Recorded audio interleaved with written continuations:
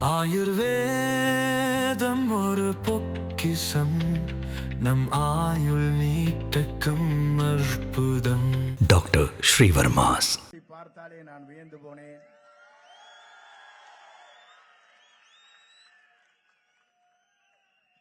அவருடைய ஆற்றலும் சிந்தனையும்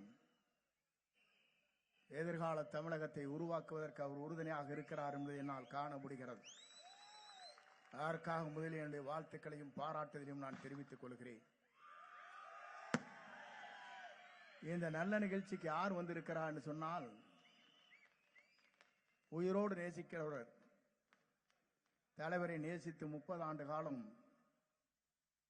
தன் அயராத பணியின் காரணமாக மன்றம், மக்கள் நலன், இப்போது இயக்கம் என்ற முறையில் உருவாக்கி இருக்கிற என் போற்றுதலுக்குரிய பொதுச் செயலாளர், என் அன்பிற்கினிய அருமை அண்ணன் குசி ஆனந்தன் அவர்களே, சிறந்த நிகழ்ச்சியிலே கலந்து கொண்டு போர்ப்படையின் தளபதியாக இங்கே வருகை தந்திருக்கிற கொள்கை பரப்பினுடைய பொதுச் செயலாளர், என் அன்பிற்கினிய சகோதரர் அர்ஜுன் அவர்களே, சிறந்த நிகழ்ச்சியிலே கலந்து கொண்டிருக்கிற துணை பொதுச் செயலாளர் அவர்களே, இந்த நல்ல நிகழ்ச்சியிலே கலந்து கொண்டிருக்கிற ஆற்றல் மிக்க மாவட்டத்தினுடைய கழகத்தின் செயலாளர்கள் சம்பத்குமார் அவர்களே, யுவராஜ் அவர்களே, பாப் அவர்களே, ராஜ்குமார் அவர்களே, இங்கே வருகை தருகிற போதே நான் பார்த்தேன், எல்லோரும் இந்த மாவட்டத்தில் அமைச்சர்கள் பல பேர் இருக்கிறார்கள். அமைச்சர் அத்தனை பேருக்கும் சிம்ம சொப்பனமாக இந்த கூட்டம் இங்கே இருந்து கொண்டிருக்கிற காட்சியை நான் காணுகிறேன். நாளை என்ன நடக்கப் போகிறது என்று வேந்து போய் கொண்டிருக்கிறார்கள். 50 ஆண்டு கால அரசியலுக்கு பிறகு புரட்சி தலைவரிடத்திலே இதைத்தான் கேட்டார்கள். அண்ணாயிசம் என்றால் என்ன என்று கேட்டார்கள். அப்போது அவர் சொன்னார், அண்ணாயிசம் என்பது ஒழுகாத வீடு, கிளியாத உடை, ஆறாத சோறு இந்த மக்களுக்கு தருவேன், அதுதான் அண்ணாயிசம் என்று சொன்னார். நானே குறிப்பிடுவதற்கு காரணம், அதற்கு பிறகு அம்மா அவர்கள், அதற்கு பிறகு நம்மிடத்திலே 50 ஆண்டு காலத்திற்கு பிறகு ஒரு நொடிப்பொழுதிலே தூக்கி எறிந்ததற்கு பிறகு தூக்கி பிடித்தவர் தான் நம்முடைய வெற்றி கழகத்துடைய தலைவர், வெற்றி தளபதி அவர்கள் என்பதை நான் கருவேன். எனக்கு இப்போது 20 வயது குறைந்திருக்கிறது. ஏனென்று சொன்னால், இளைஞராக இன்றைக்கு ஓடுவதற்கு அவர் என்னை தயார்படுத்தி இருக்கிறார். இரவு பகல் பாராமல் அவர் உழைப்பதற்கு நான் தயாராக இருக்கிறேன் என்பதை நான் இந்த நேரத்திலே தெரிவித்துக் கொள்கிறேன். இங்கே 29 தொகுதிகள் இருக்கிறது. கொங்கு மண்டலத்தில் 29 தொகுதியும் அவருடைய காலடியிலே வெற்றிக்கனியை உருவாக்குவதுதான் என்னுடைய லட்சிய பயணமாக இருக்கும். யாரை விரல் காட்டுகிறாரோ அவர்தான் சட்டமன்ற உறுப்பினர், யாராலும் மாற்றி காட்ட முடியாது. ஏன் சொன்னால், சில பேர் நினைக்கிறார்கள் அண்ணா திமுகவில் ஒருவர், திமுகவில் ஒருவர் இங்கே இருப்பதாக சொல்கிறார். இந்த கூட்டத்தை பார்த்ததற்கு பிறகுதான் என்ன செய்ய போகிறார் என்று குழம்பி போயிருக்கிற காலம் இன்றைக்கு. இரவு பூரா தூங்கப் போவதில்லை. இதுதான் நடக்க போகிறது. ஏன் இதை சொல்கிறேன் சொன்னால், விக்னேஷ் ஒரு இளைஞர் சுரண்டு பணியாற்றுகிறார். 3 தொகுதிக்கு அவர் பொறுப்பாளர். நான் இங்கே பார்க்கின்ற போது நான் வியந்து போனேன். ஓடி ஓடி உழைத்துக் கொண்டிருக்கிறார். ஓடும் இளைஞரிடத்திலே நீங்கள் எதுவும் செய்துவிட முடியாது. நாளை வெற்றி என்ற வரலாற்றை அவர்கள் படைக்கப் போகிறார். நீங்கள் மறந்துவிடக் கூடாது. நான் எதற்காக சொல்கிறேன் சொன்னால், ஒரு இளைஞரால் தான் முடியும். ஒரு நாட்டை மாற்றுவதற்கு ஒரு நல்ல தலைமை தேவை. இரு தலைமையும் மக்கள் பார்த்து விட்டார்கள். புரட்சி தலைவர் அம்மாவுக்கு பிறகு இன்று நடைபெறுகிற ஆட்சியை பார்க்கின்ற போது, அலங்கோல ஆட்சி இன்றைக்கு நடைபெற்றுக் கொண்டிருக்கிறது. கொள்ளைகள் நடைபெற்றுக் கொண்டிருக்கிறது. சட்ட ஒழுங்கு சரியாக இல்லை. பெண்களுக்கு பாதுகாப்பில்லை. அதே போலதான் குப்பைகள் இங்கே குவிந்து கொண்டிருக்கிறது. அதை சரி செய்வதற்கு அவர்களால் முடியவில்லை. மரப்பாலத்திலே கட்டி முடிக்கப்படுகிற பாலங்கள், இங்கே ரயில்வே பாலங்கள் கட்டி முடிக்கப்படவில்லை. இங்கே இருக்கிற செக் போஸ்ட், அதில் ஆட்கள் இல்லை.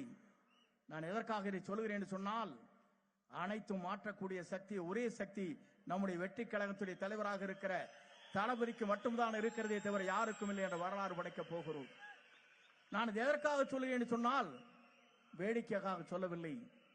புரட்சி தலைவரோடு பயணத்தை செய்கிற போது இதைத்தான் சொன்னார்கள். நடிகர் நாடாள முடியுமா என்று கேட்டார்கள். நடிகர் நாடாள மட்டுமல்ல, நாட்டையே ஆண்டு கொண்டிருக்கிற வரலாற்றை படைக்கக்கூடிய தலைவராக நம் தளபதி வருவார். அதை யாராலும் மாற்றி காட்ட முடியாது. இதைத்தான் நாம் இங்கே எண்ணி பார்க்கிறோம். இங்கே வருகிற போது நான் பார்த்தேன் மக்கள் வெள்ளத்தை. ₹1 கூட கொடுக்காமல் இவ்வளவு பேர் நீங்கள் கூடியிருக்கிறீர்கள் சொன்னால் உங்களை வெல்வதற்கு எந்த சக்தியாலும் முடியாது. இதே கூட்டத்தை கூட்ட வேண்டும் என்று சொன்னால் அமைச்சர்கள் என்ன செய்ய வேண்டும் என்று சொன்னால் ₹2 கோடி செலவு செய்ய வேண்டும். ₹1 எங்களுக்கு தேவையில்லை. நாளை தமிழகத்தை ஆளப் போகிற தளபதி தான் வேண்டும் என்று இங்கே மக்கள் கூடியிருக்கிறீர்கள். இதை காணுகிற போது நான் பார்க்கிறேன். நான் பல்வேறு நிகழ்ச்சியை நடத்தியவன். எல்லோரும் எல்லா கட்சிக்கும் போவாங்க. எப்படி நடக்கிறது என்பதை பார்ப்பார்கள். இங்கே கூட ஒரு மகாநாடு நடைபெற்றது, திமுகவுடைய பெண்கள் மகாநாடு. அதற்கு ₹110 கோடி செலவு. எத்தனை கோடி? ₹110 கோடி. ஒருவருக்கும் ₹1000. செல்வதற்கு பெண்களுக்கு சேலை, பேருந்து வசதி. அத்தனை பேரும் அங்கே வந்தார்கள். இங்கே எழுச்சி எப்படி இருக்கிறது என்பதை நாம் காணுகிறோம். அங்கே எழுச்சியே இல்லை. ₹110 கோடி கொடுத்ததற்கு பிறகு தூங்கிக் கொண்டிருக்கிற கூட்டத்தை நாம் பார்த்தோமே தவிர எழுச்சி மிக்க கூட்டத்தை பார்க்கவில்லை. நான் எதற்காக இதை சொல்லுகிறேன் என்று சொன்னால், உங்களை மிஞ்சுவதற்கு எந்த சக்தியாலும் தமிழகத்தில் இனி முடியாது என்ற வரலாற்றை படைக்கிற கூட்டம் தான் இங்கே இருக்கிறது. இந்த கூட்டத்தை பொறுத்தவரை நான் சொல்லுகிறேன், நாளை தமிழகம் மாறப்போகிறது. அதை யாராலும் தடுத்து நிறுத்த முடியாது. எந்த சக்தியாலும் தமிழகத்தில் நிறுத்த முடியாது. எல்லோரும் கனவு காணுகிறார்கள். ஆட்சி மாற்றங்கள் வேண்டும் என்று மக்கள் விரும்புகிறார்கள். நேற்றைய முன்தினம் எனக்கு துபாயில் இருந்து வீடியோ கான்பரன்ஸ் மூலமாக என்னை பேச சொன்னார்கள். அப்போது இடத்திலே பேசினேன். 500க்கும் மேற்பட்ட தமிழகத்தை சார்ந்த மக்கள் அங்கே ஒரு கான்பரன்ஸில் இருந்தார்கள். அவர் சொன்னார்கள், நாங்கள் மட்டுமல்ல, உலக நாடுகளிலே வாழுகிற 3 லட்சம் பேர் அவருக்கு வாக்களிப்பதற்கு ₹1 லட்சம் செலவு செய்து ஒரு வாக்கை அளிக்க போகிறோம் சொன்னவர்கள் அவர்கள். நான் எதற்காக சொல்லி என்று சொன்னால், ₹1 லட்சம் செலவு செய்து ஒருவருக்கு வாக்களிக்கிறோம் என்று சொன்னால் உலகத்திலே இருக்கிற அத்தனை அறிஞர்களும் விஞ்ஞானிகளும் மருத்துவர்களும் சிந்திக்கிறார் என்று சொன்னால், தமிழகத்தை ஆளுவதற்கு நம்முடைய தளபதியை தவிர யாரும் இல்லை என்ற வரலாற்றை உலக நாடுகள் இன்றைக்கு பேசிக் கொண்டிருக்கிறது. தமிழ்நாட்டிலே மட்டுமல்ல, அவர் வருவார். வந்ததற்கு பிறகு தமிழகத்தை ஆள்வார். ஆண்டதற்கு பிறகு தமிழ் மண்ணிலே மட்டுமல்ல, உலக அளவில் அவருடைய சிறப்பை தமிழ் மண்ணிலே மட்டுமல்ல உலக அளவில் சிறக்க போகிறது என்ற வரலாற்றை படைப்பார். அந்த வரலாற்றுக்காகத்தான் நீங்கள் இவ்வளவு பேர் இங்கே வந்திருக்கிறீர்கள். உங்களை பார்க்கின்ற போது நான் வியந்து போனேன். ஏன் என்று சொன்னால், விக்னேஷ் ஒரு இளைஞர். அந்த இளைஞருக்கு இவ்வளவு திறமை இருக்கிறது, ஆற்றலும் இருக்கிறது, சிந்தனையும் இருக்கிறது, தொலைபேசி இங்கே இருக்கிற தொலைநோக்கு பார்வையும் இருக்கிறது. அதே போலதான் இங்கே சம்பத், பாபு, இங்கே இருக்கின்ற நண்பர்கள், ராஜ்குமார் போன்றவர்கள் நான் பார்க்கிறேன். எல்லோரும் இளைஞர்கள், ஓடி ஓடி உழைக்கக்கூடியவர்கள். கொங்கு மண்டலத்தை பொறுத்தவரை 10 தொகுதியை வென்றோம் என்ற ஒரு காலம். ஆனால் 10 தொகுதி இன்றைக்கு நம்முடைய தளபதி யாரை விரல் காட்டுகிறாரோ அவர்தான் சட்டமன்ற உறுப்பினராக ஆக முடியும் என்ற வரலாற்றை நாம் படைத்து காட்டுவோம்.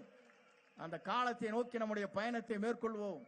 ஏனென்று சொன்னால், இன்னும் நேரம் பேச வேண்டும். எங்கள் பகுதியில் 10,000 பேர் இங்கே கூடியிருக்கிறார்கள். அந்த கூட்டத்திலே கலந்து கொள்ள வேண்டி இருக்கிறது. உங்கள் அத்தனை பேருக்கும் மீண்டும் ஒரு முறை கோடான கோடி நன்றி மலர்களை தெரிவித்து, நீங்கள் எல்லோரும் வெற்றி வாகை சூடுங்கள். இளைஞர்களாக இருக்கிற நீங்களுடைய எதிர்காலத்தை நோக்கி பயணங்களை மேற்கொள்ளுங்கள். உங்கள் பயணங்கள் தான் ஏழையின் கண்ணீர் துடைக்கப்படும். பேரறிஞர் அண்ணா அவர் சொன்னாரே, ஏழையின் கண்ணீர் கூர்வாளுக்கு சமம் என்று சொன்னாரே, அந்த கூர்வாளுக்கு சமமாக இருக்கிற ஏழையுடைய கண்ணீரை துடைக்கிற ஒரே தலைவராக நாளை 234 தொகுதிகளும் நம்முடைய தளபதி யாரை விரல் காட்டுகிறாரோ அவர்தான் சட்டமன்ற உறுப்பினர் என்ற வரலாற்றை நாம் படைப்போம் என்று சொல்லி உங்களை வாழ்த்தி விடைபெறுகிறேன். நன்றி, வணக்கம்.